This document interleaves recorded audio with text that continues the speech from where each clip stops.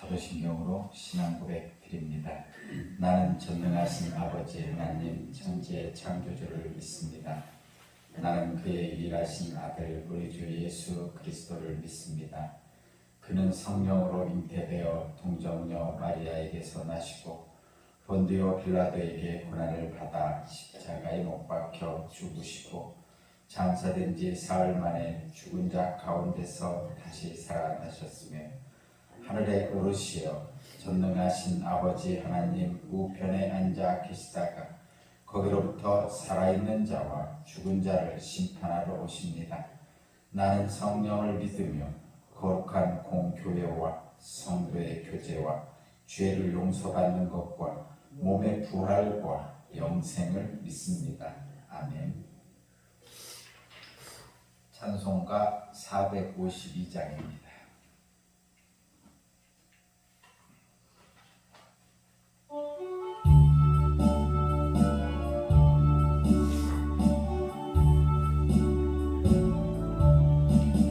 내 모든 소원 기도의 제목 예수님 닮기 원합니다. 예수님 형상 나의 길 위에 세상의 모아 끼잖네. 예수님 닮기 내가 원하네. 날 구원하신 예수님을 내 마음속에 지금 보도사 주님의 형상 잊히소서. 무한한 사랑 풍성한 긍휼 슬픈 자 위로 하시는 주 길 잃은 예의 부르는 예수 그 영상 남게 하옵소서. 예수님 닮기 내가 원하네. 날 구원하신 예수님을 내 마음속에 지금 보도사 주님의 형상 잊히소서. 겸손한 예수 거룩한 주님 원수의 멸시 참으시사 우리를 위해 고난을 받은 구주를 닮게 하옵소서. 예수님 닮기 내가 원하네. 날 구원하신 예수님을 내 마음속에 지금 거두사 주님의 영상 잊히소서. 아멘.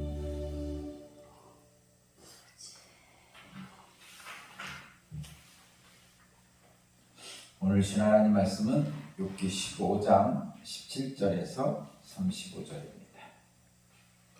욥기 15장 17절에서 35절까지 말씀입니다.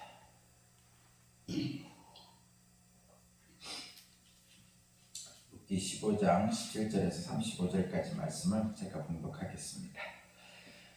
내게 가르쳐 줄 것이 있으니 들어보아라. 내가 배운 지혜를 내게 말하겠다. 이것은 내가 지혜로운 사람들에게서 배운 것이고 지혜로운 사람들도 자기 조상에게서 배운 공개된 지혜다. 그들이 살던 땅은 이방인이 없는 땅이고 거기에서는 아무도 그들을 곁길로 꿰어내서 하나님을 떠나게 하지 못하였다. 악한 일만 저지른 자들은 평생 동안 분노 속에서 고통을 받으며 잔인하게 살아온 자들도 죽는 날까지 같은 형벌을 받는다. 들리는 소식이라고는 다 두려운 소식뿐이고 좀 평안해졌는가 하면 갑자기 파괴하는 자가 들이닥치는 것이다. 그런 사람은 어디선가 칼이 목숨을 노리고 있으므로 흑암에서 벗어나서 도망갈 희망마저 가질 수 없다. 날짐승이 그의 죽음을 먹으려고 기다리고 있으니 더 이상 앞날이 없음을 그는 깨닫는다. 재난과 고통이 공격할 준비가 다 된 왕처럼 그를 공포 속에 몰아넣고 칠 것이다. 이것은 모두 그가 하나님께 대항하여 주먹을 휘두르고 전능하신 분을 우습게 여긴 탓이 아니겠느냐. 전능하신 분께 거만하게 달려들고 방패를 앞세우고 그분께 덤빈 탓이다. 비록 얼굴에 기름이 번지르르 흐르고 잘 먹어서 배가 나왔어도 그가 사는 성읍이 곧 폐허가 되고 사는 집도 폐가가 되어서 끝내 돌무더기가 되고 말 것이다. 그는 더 이상 부자가 될 수 없고 재산은 오래가지 못하며 그림자도 곧 사라지고 말 것이다. 어둠이 엄습하면 피하지 못할 것이며 마치 가지가 불에 탄 나무와 같을 것이다. 꽃이 바람에 날려 사라진 나무와 같을 것이다. 그가 헛것을 의지할 만큼 어리석다면 악이 그가 받을 보상이 될 것이다. 그런 사람은 때가 되지도 않아 미리 시들어버릴 것이며 마른 나뭇가지는 되어 다시는 꿈을 틔우지 못할 것이다. 익지도 않은 포도가 마구 떨어지는 포도나무처럼 되고 꽃이 다 떨어져서 열매를 맺지 못하는 올리브나무처럼 될 것이다. 하나님을 두려워하지 않는 우리는 이렇게 메마르고 뇌물로 지은 장막은 불에 탈 것이다. 재난을 잉태하고 죄악만을 낳으니 그들의 뱃속에는 거짓만 들어있을 뿐이다.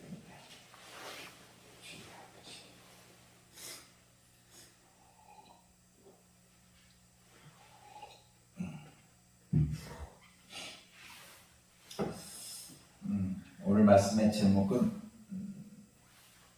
따뜻한 시선으로 라는 제목입니다. 따뜻한 시선으로.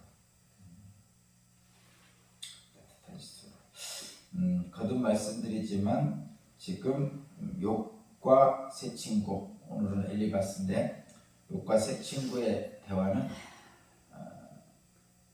기본적으로 세 친구가 욥을 책망하고 욥은 그 책망에 반박하는 그런 논리 구조로 지금 세 친구와의 논쟁이 구성되어 있습니다. 분명한 것은 이 세 친구도 그렇고 욥도 그렇고 하나님의 진리의 말씀을 긍정하고 있어요. 부정하고 있지 않다는 거예요. 욥도 그렇고 세 친구도 마찬가지입니다. 다만 이들이 논쟁하는 것은 무엇을 가지고 논쟁하냐면 욥이 당한 고통에 대해서, 욥이 당한 고난에 대해서 해석이 다른 거예요. 해석이. 세 친구는 전통적인 경험과 선조들의 지혜에 따라서 악인은 멸망하고 선인은 복을 받는다는 것을 가지고 욥에게 적용한 거죠. 그래서 결과론적으로 욥이 당한 고난들은 그 원인이 욥의 죄 때문입니다. 욥이 악하기 때문에 욥이 벌을 받아서 고난을 당하는 것이다. 그러니까 결과론적인 해석이에요. 욥이 고난 당하는 것을 보니까 욥은 죄를 많이 졌구나 이렇게 판단하는 거죠. 근데 욥의 반박은 이거예요. 내가 당하는 고통은 분명히 처절하고 너무 아프고 힘들다. 그런데 물론 내가 욥 자신이 죄가 없다 할 수 없지만 지금 당하는 고통은 너무나 지나치다. 그래서 세 친구가 주장하는 전통적인 그 신학교리 경험들이 욥 자신에게는 맞지 않는다고 주장하는 거죠. 그래서 탄식하는 거예요. 절망 속에서 탄식하고 있죠.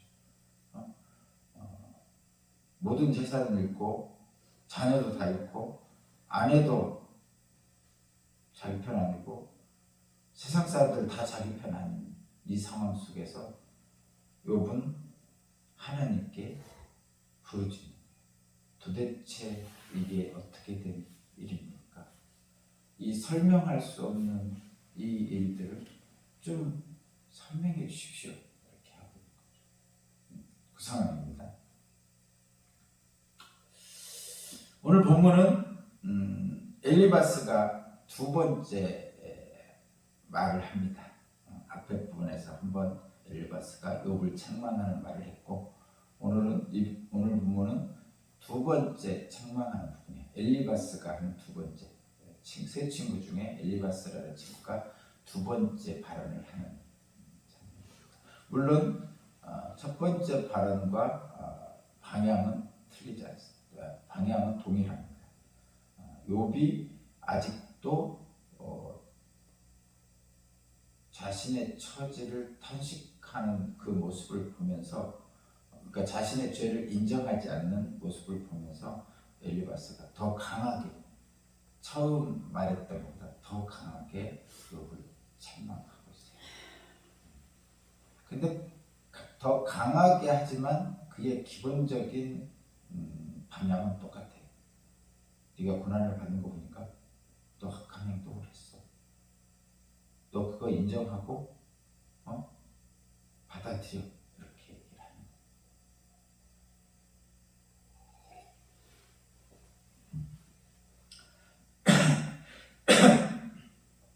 근데 오늘 본문의 말씀을 읽어보면 핵심은 그거예요.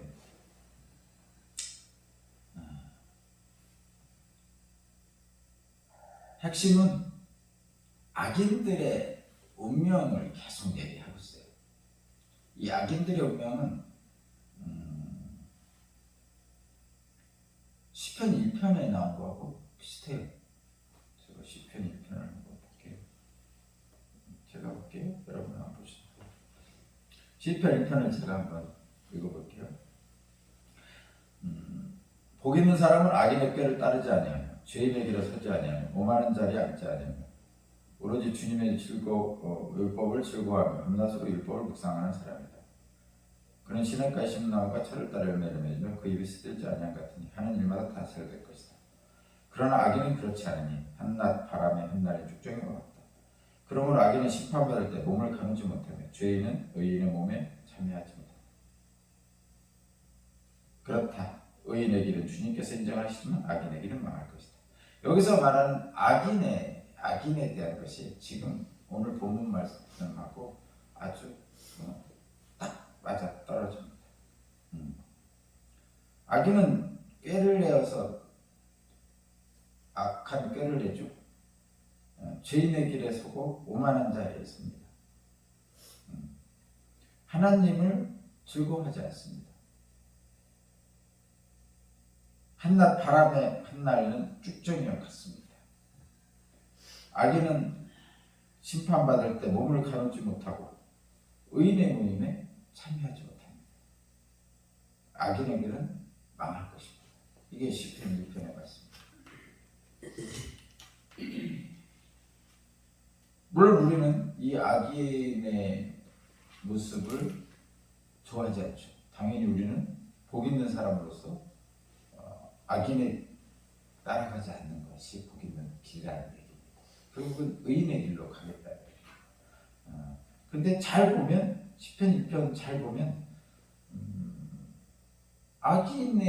그러니까 복 있는 사람은 복 받는 길은 뭐냐? 악인과 반대처럼 된다는 얘기죠. 악인의 길로 가지 않으면 된다는 얘기예요. 한마디로 이렇게. 근데 선한 길, 의인의 길은 뭐냐? 율법을 즐거워하며 밤낮으로 율법을 묵상하는 거예요. 다른 게 없어요. 결론이 다른 게 없어요.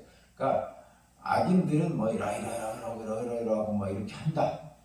뭐 이런 걸 뭐 구체적으로 여러 가지 많이 드렸지만 의인의 길은 딱 하나입니다. 율법을 즐거워하고 밤낮으로 율법을 묵상하는 거예요. 말씀을 즐거워하고 말씀을 깊이 생각하는 거예요. 계속 말씀을 입에 달고 사는 거죠. 말씀을 가지고 늘 우리의 마음을 다스리는 겁니다. 그것이 악인의 길로 가지 않는 방법, 유일한 방법. 자,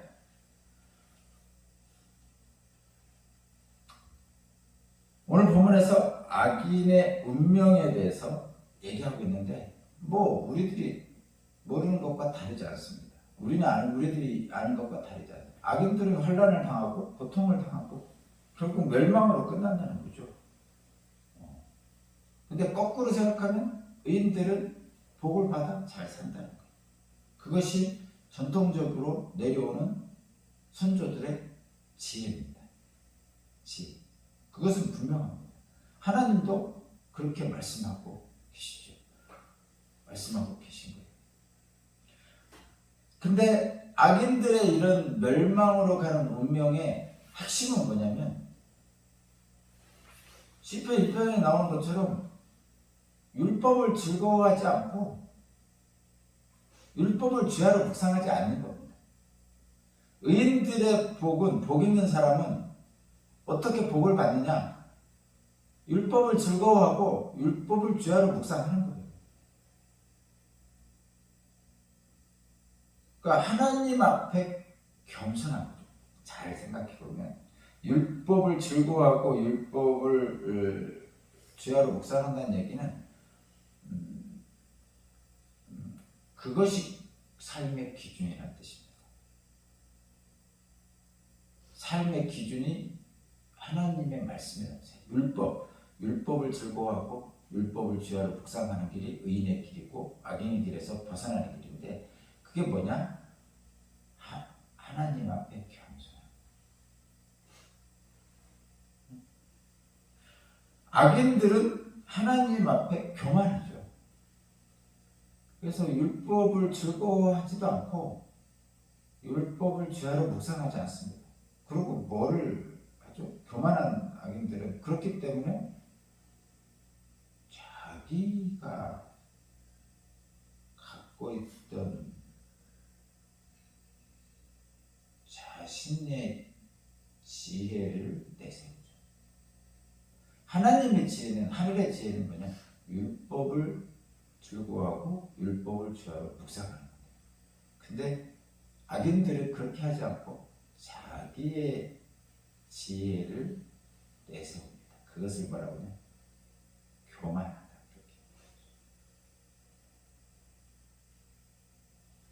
근데 이제 한 걸음 더 나아가세요. 그러면 엘리바스는 지금 교만합니까? 분명히 말씀드리지만 엘리바스도 욥도 하나님을 부정하지 않고요. 하나님의 진리의 말씀에 근거를 하고 있어요. 그러면 지금 시편 1편에서 나오는 율법을 즐거워하고 율법을 주야로 묵상하는 거 아닙니까? 엘리바스가. 근데 제가 거듭 말씀드리지만 좋은 말을 싸가지 없이 한다니까요. 지금 엘리바스가. 이 악인의 멸망에 대한 이 엘리바스의 말, 지금 이 제가 본문을 읽은 것은 일반적이고 보편적이고 선조들로부터 내려온 진리입니다. 한마디로 말해서 악인은 멸망하고 선인은 복을 받는다는 거예요. 쭉 읽어보면 그래요. 17, 18절, 19절, 20절, 전혀 그것에 떨어지는 게 없어요. 악인은 멸망하고 선인은 복을 받는 거예요. 그리고 이 말씀은 틀린 것이 아니죠. 이 엘리바스의 말은 틀린 게 아니에요. 하나님이 그렇게 말씀하셨어요. 나는 너희의 하나님이 되고 너희는 나의 백성이 되리라. 그 얘기는 뭐죠? 하나님의 말씀에 따르는 자들은 하나님이 백성으로서 보호해 주신다는 것이죠. 보호해 주신다는 건 복을 주신다는 거예요. 당연한 얘기죠. 내가 거룩하니 너희도 거룩하라. 그래서 하나님의 백성들은 당연히 하나님의 거룩함에 따라서 복을 받게 되어 있어요. 내가 거룩하니 너희도 거룩하라는 그 거룩은 결국은 우리가 하나님의 말씀에 따라 살면 하나님이 주시는 복을 받는다는 뜻입니다. 당연한 얘기죠.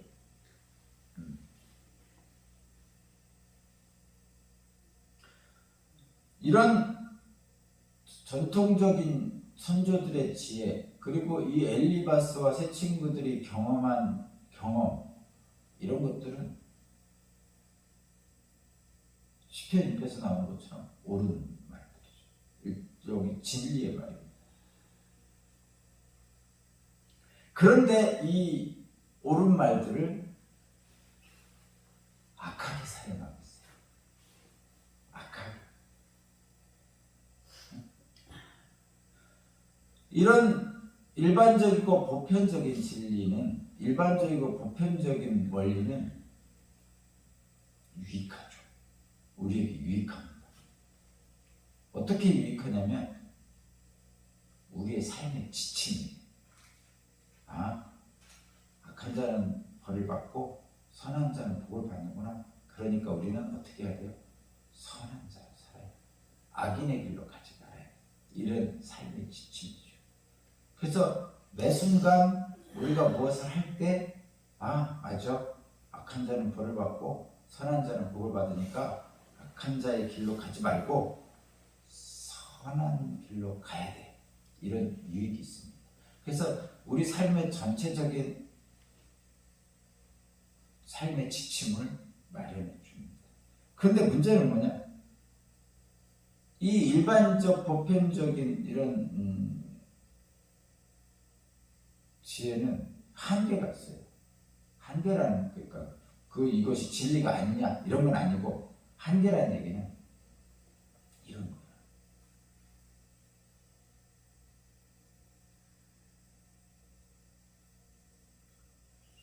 섣부른 판단의 자료로 사용하면 오류를 범할 수가 있어요. 그러니까 이런 일반적이고 보편적인 그 삶의 지침은 큰 덩어리란 말이에요. 이렇게 큰 덩어리. 그죠? 그것을 어느 한 곳에 구체적으로 딱 적용을 할 때는 너무 크기 때문에 말하자면 이런 거죠. 지구를 가지고 개미를 죽이려고 네? 산을 들어서 벼룩을 죽이려고 하면 벼룩이 안 죽죠. 벼룩은 파리채나 이런 파리는 파리채를 죽여야 제일 잘 목적을 달성할 수 있어요. 근데 지구를 들어가 산을 들어가지고 그럼 그냥 벼룩 얘기하니까 그런 생각도 드네요. 벼룩 잡으려고 초가삼간 태운다고 그런 얘기도 있죠. 그래서 이 한계가 있는데 섣부른 판단에 오류를 범합니다. 이건 구체적이고 어떤 특수한 것을 고려하지 않은 판단은 오류를 범할 수가 있어요. 그럼 하나님 말씀은 틀렸다는 말입니까? 아니요, 틀렸다는 말이에요. 하나님 지금 이 전통적이고 선조들의 지혜로서 주신 하나님의 말씀, 선한 자는 복을 받고 악한 자는 벌을 받는다는 것이 틀렸다는 게 맞습니다. 그런데 지금 이 엘리바스는 섣부른 판단의 오류를 범하고 있어요. 왜 그렇죠? 이 엘리바스는 왜 이 하나님의 진리를 가지고 욥을 비난하려고 사용하잖아요. 그러니까 옳은 말을 싸가지 없이 하는 거예요. 이 하나님의 진리의 말씀을 가지고 일반적이고 보편적이고 선조들에게 주신 이 진리의 말씀을 가지고 욥을 정죄하려고 작정하고 악한 의도로 지금 욥에게 적용시키는 거예요. 예를 들면 이런 거예요. 마태복음에 보면 예수께서 광야에서 세례요한에게 세례를 받고 마귀에게 시험을 받잖아요. 그 시험 중에 세 번째 보면서 시편 말씀을 들어서 예수님을 유혹합니다. 웃기죠? 이 마귀가 시편에 있는 하나님 말씀을 들어서 예수님을 유혹한다니까요. 그러니까 성경 말씀을 사용해서 예수님을 유혹해요. 세상에는 어떻게 살 수가? 마귀가 성경 말씀을 사용한다니까요. 근데 목적이 뭐죠? 예수님을 거꾸로 들으려고 유혹하려고. 근데 예수님은 다른 성경 말씀으로 마귀의 유혹을 물리치죠. 그 악한 의도를 물리치는 거예요. 그 성경 말씀을 물리치는 게 아니에요.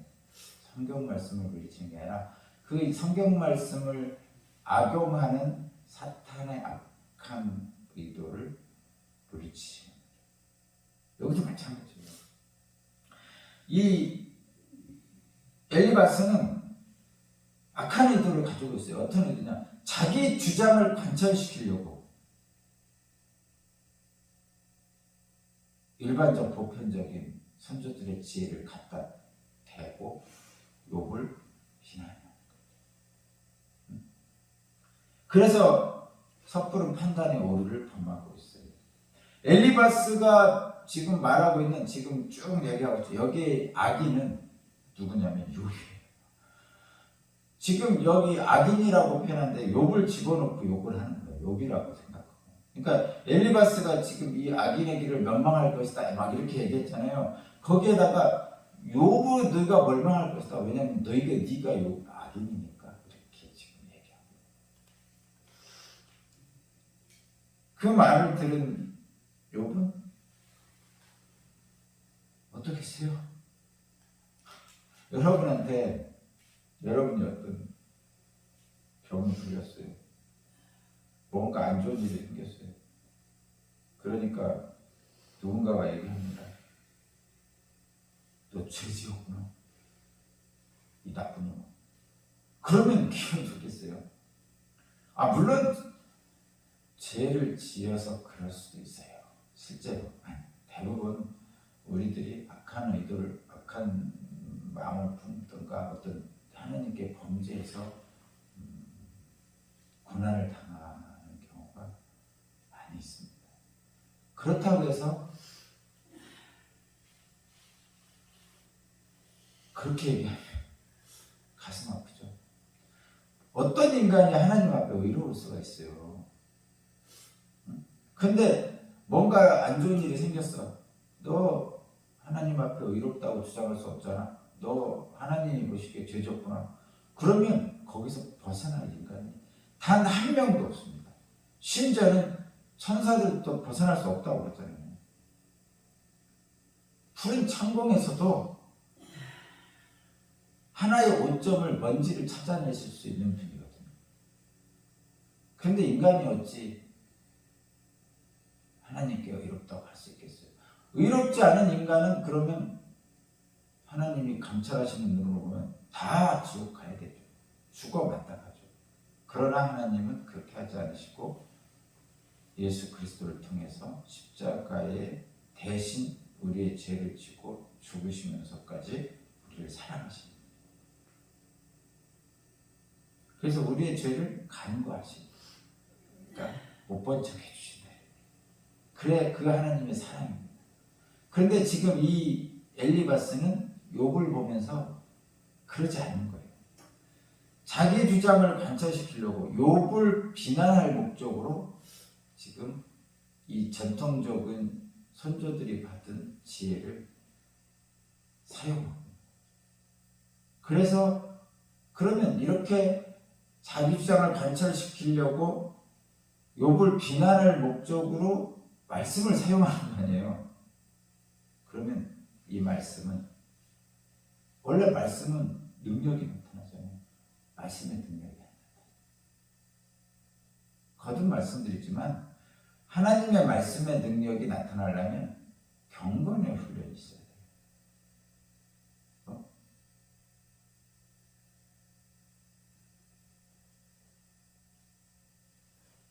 경건의 모양은 있으나 경건의 능력은 없다는 뜻일 겁니다. 경건의 능력이 나타나려면 거기에는 하나님의 사랑으로 해야만 능력이 나타나요. 마귀가 하나님의 말씀을 사용하면 하나님의 말씀의 능력이 안 나타나죠. 당연한 거죠. 우리도 마찬가지예요. 하나님의 말씀을 순종한다는 것은 하나님의 사랑으로 그 일을 하는 거예요. 순종은 그래서 내 뜻이 아니고 하나님의 뜻이에요. 내 뜻은, 자기 주장을 관철시키는 것은 늘 불완전해요. 여러분들 다 아시잖아요. 여러분 주장을 관찰할 때, 여러분 주장을 이렇게 스스로 한번 들여다보세요. 여러분 주장이, 물론 뭐 깨끗해야 돼, 청소해야 돼, 뭐 열심히 일해야 돼, 뭐 이런 것들이 옳죠. 그죠? 근데 열심히 일해야 되는 것이 옳아요. 우리 생각이. 근데 초죽음되어 있는 사람한테 가서 그 말 안 되죠. 이미 죽으라고 일을 끝내고 이제 막 쉬려고 하는데 열심히 일해야 돼. 그러면 안 되는 거죠. 청소를 깨끗이 이미 다 해놨어. 그런데 가서 구석재기를 침발라서 이렇게 하면서 청소해야 돼. 그러면 안 되죠.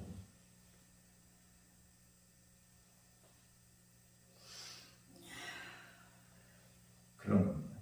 그러면 우리는 어떻게 해야 되느냐? 거듭 말씀드리지만 살리는 말이 있고 죽이는 말이 있어요. 그러니까 산 말이 있고 죽은 말이 있어요. 언어를 이렇게. 우리는 산 말을 해야 되죠. 죽은 말을 하면 안 되죠. 살리는 말을 해야 되지 죽이는 말을 하면 안 되죠. 죽은 말, 죽이는 말은 악한 말이죠. 악한 것. 여기 엘리바스처럼 자기 주장을 관철시키려고 욥을 굴복시키려고 하는 이 말들은 옳은 말이지만 그 능력이 나타나지 않는 죽은 말이에요. 그러면 능력이 나타나는 산 말, 살리는 말은 뭡니까? 사랑이 담긴 말이죠. 선한 의도로 하는 말. 하나님의 사랑으로 욥을 바라보면 욥을 이렇게 책망하고 비난하지 못하죠. 그러면 하나님의 능력이 나타났을 거예요. 편견과 선입견은 하나님의 사랑을 왜곡시킵니다. 편견과 선입견. 자기 주장을 강하게 하는 것. 이것을 뭐라고 하냐? 신학적으로 자기의라고 해요. 자기가 옳다고 생각하는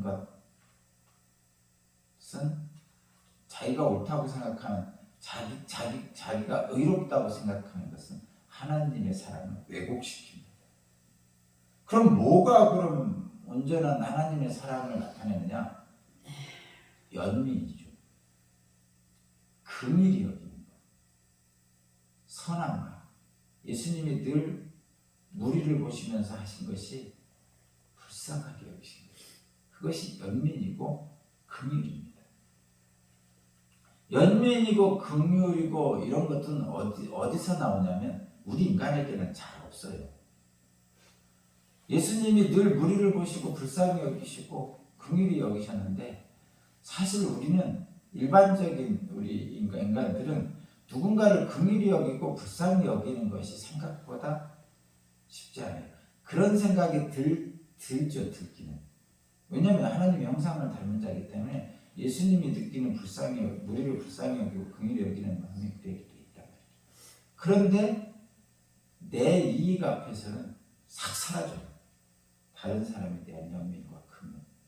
더더군다나 나를 뒷담화하는 저 사람한테는 연민, 긍휼 아예 없습니다. 그것이 우리들이 자기 주장을 반대하는 반대파에게는 연민이니 긍휼이니 없어요. 그것이 우리의 현실이잖아요. 여러분 다 있잖아요. 그죠? 그래서 내로남불이 되는 거예요. 겸손하게 연민을 가지고 긍휼히 여기는 그 겸손한 선한 마음이 하나님의 사랑을 온전하게 능력으로 나타냅니다. 지금 이 엘리바스는 악한 의도로 자기 주장을 관철시키고 욥을 굴복시킬 목적으로 지금 선조들의 지혜를 사용하고 있어요. 그래서 선조들의 지혜가 힘이 없어요. 능력이 없어요. 욥에게는 오히려 비수처럼 다가옵니다. 나태주 시인의 시가 있죠. 제가 가끔 사용하잖아요. 오래 보아야 예쁘다. 자세히 보아야 예쁘다. 너도 그렇다. 왜 이 시가 사람들의 감동을 줍니까? 오래 보아야 예쁘다. 자세히 보아야 예쁘다. 너도 그렇다. 왜 이 시가 감동을 줘요? 따뜻한 시선. 다 이쁘겠습니까? 솔직히? 솔직히 세상에는 추한 것도 있고 더러운 것도 있잖아요. 똥도 있고 다 있잖아요. 지저분한 것도 있고 다 있어요. 사람도 지저분한 사람이 있고요. 좀 더러운 사람이 있고 자기 욕심만 챙긴 사람이 있고 이렇게 보면 좀 이쁘지 않죠? 그런데 이 나체주 시인의 시에는 따뜻한 시선이죠. 따뜻한 시선으로 자세히 보고 오래 보니까 이쁘요. 너도 그렇다는 얘기는 너라는 것은 모든 사람을 얘기하는 거죠. 모든 사람을 따뜻한 시선으로 보면 이쁘죠. 실제로 그렇습니다, 여러분. 우리의 시선이 바뀌어야 돼요.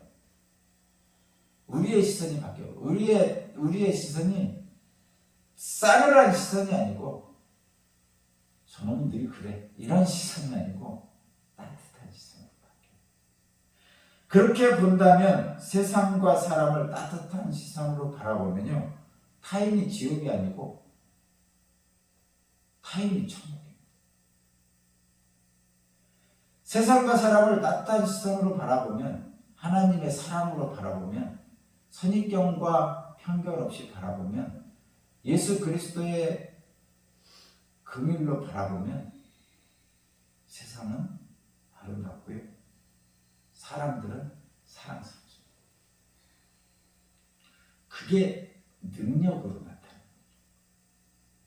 오늘 또 하나님의 사랑으로 따뜻한 시선으로 세상을 바라보고 사람을 바라보는 그래서 저와 여러분들의 삶 속에 타인이 지옥이 아니라 타인이 천국인 그런 날이 되기를 주님의 이름으로 축복합니다. 하나님 감사합니다. 나를 붙잡아 주소서. 하나님의 사랑으로 나를 붙잡아 주소서. 나도 그 하나님의 사랑으로 살아가게 하소서. 감사드립니다. 예수 그리스도 이름으로 기도합니다.